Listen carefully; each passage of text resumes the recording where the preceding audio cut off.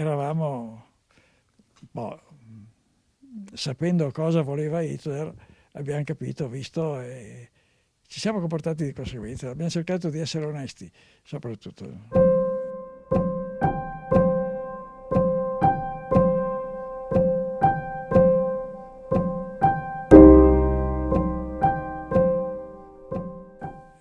Ci siamo messi subito d'accordo, ci siamo trovati in prigionia nel primo campo insieme, io e un amico di Motta che era ufficiale con me qui a Treviso, e abbiamo deciso di dividere i pacchi viveri che eventualmente ci fossero arrivati, dividerli fra di noi.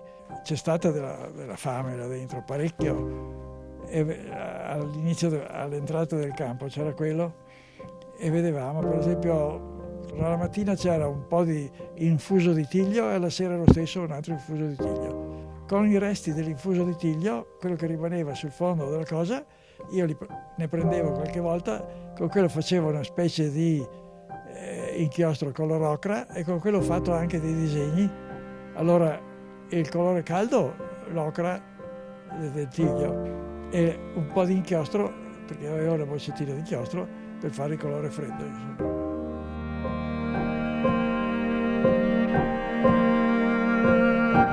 Io volevo soltanto ricordare e portare a casa dei ricordi, far vedere ai miei familiari soprattutto dove sono stato, che cosa c'era e come abbiamo vissuto.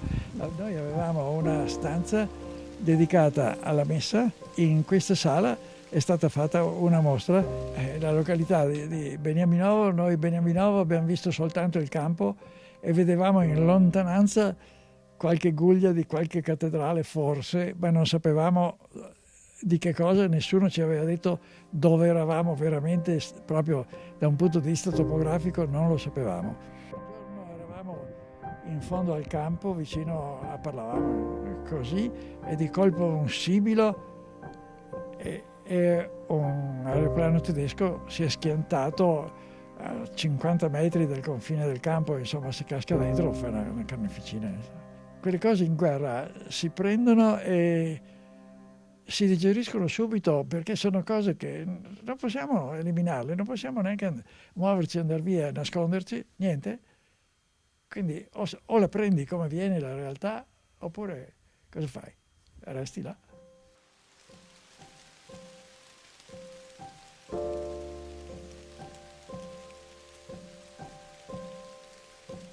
In prigionia ci davano una cartolina doppia.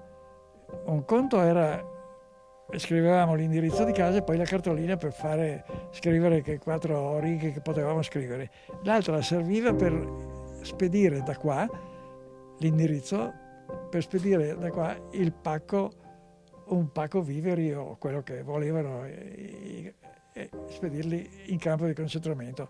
A mio padre è arrivato questo doppio, il primo che mi ha mandato, e dice: freddo, inverno, Polonia, neve, io mando su il sacco a pelo che avevo sul Monte Grappa ed era di pelo di capra.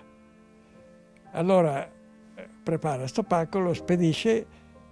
Io ero in Polonia, io dopo ho fatto tutta la trafila di tutti i campi di concentramento, liberazione, rientro in casa, e a casa mi hanno raccontato, fra le varie cose, dopo qualche giorno, che avevano anche spedito il bene. Dico, ma quello ormai chissà dov'è. A novembre, circa verso il 20 di novembre del 45, quel pacco è ritornato a Valdobbiadene nella casa, insieme all'ultimo pacco di viveri che avevano spedito. Quindi anche la soppressa recuperata.